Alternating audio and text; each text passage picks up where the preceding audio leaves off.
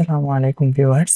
আজকে আমি আপনাদেরকে দেখাবো কিভাবে আপনারা আপনাদের যে জন্ম নিবন্ধনটি রয়েছে সেটির অনলাইন কপিটি আপনারা কিভাবে বের করবেন। তো জন্ম নিবন্ধনের অনলাইন কপিটি বের করার জন্য আপনাদেরকে সর্বপ্রথমে একটি ব্রাউজার ওপেন করতে হবে। ব্রাউজার ওপেন করার পর আপনারা এখানে সার্চ বক্সে লিখবেন bdris.gov.bd। লেখার পর এন্টার প্রেস করবেন।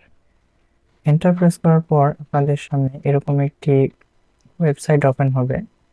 তো এখানে আসার পর আপনারা দেখতে পারবেন যে এখানে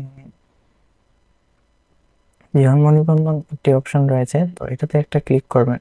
এটাতে ক্লিক করার পর আপনারা দেখতে পারবেন এখানে জন্ম নিবন্ধন তথ্য অনুসন্ধান নামে একটি অপশন রয়েছে, তো এটাতে একটা ক্লিক করতে হবে।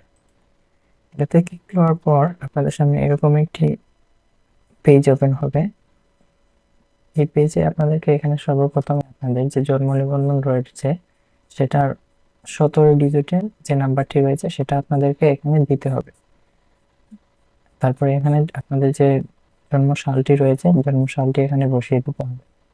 বসানোর পর আপনারা এখানে দেখতে পাচ্ছেন, তো এখানে আপনারা একটা প্রশ্ন থাকবে। তো এই প্রশ্নের যে উত্তরটি হয় সেটা আপনাদেরকে এখানে বসিয়ে দিতে হবে। সেটা যোগ হতে পারে, বিয়োগ হতে পারে। তো এটা প্লাস মাইনাস করার পর আপনার যে অ্যান্সারটি হবে সেটা আপনাদেরকে এখানে বসিয়ে দিতে হবে।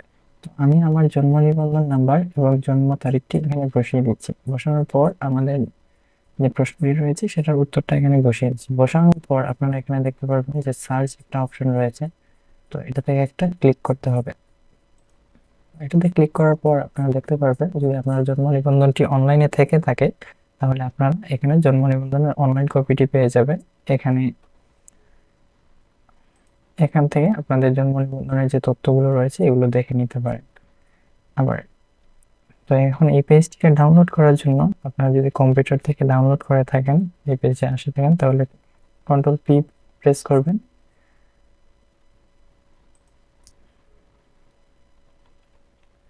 কন্ট্রোল পি প্রেস করার পর আপনাদের সামনে এরকম একটি অপশন আসবে।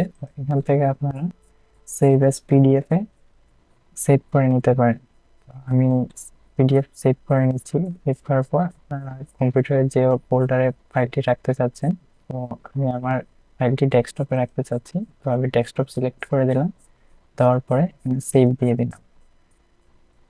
তো আমার ফাইলটি কিন্তু আমার ডেস্কটপে সেভ হয়ে গেল। তো দেখতে পাচ্ছেন যে আমার ফোল্ডারটি কিন্তু ডেস্কটপে সেভ হয়ে গেছে। তো এখান থেকে আপনারা জন্ম নিবন্ধনের অনলাইন কপিটি এভাবে বের করতে পারবেন। যারা মোবাইল থেকে জন্ম নিবন্ধনের অনলাইন কপিটি বের করবেন তারা স্ক্রিনশট নিয়ে নিতে পারেন, অথবা প্রিন্ট অপশনে গিয়ে আপনারা পিডিএফ ফাইলে এটাকে সেভ করে নিতে পারেন।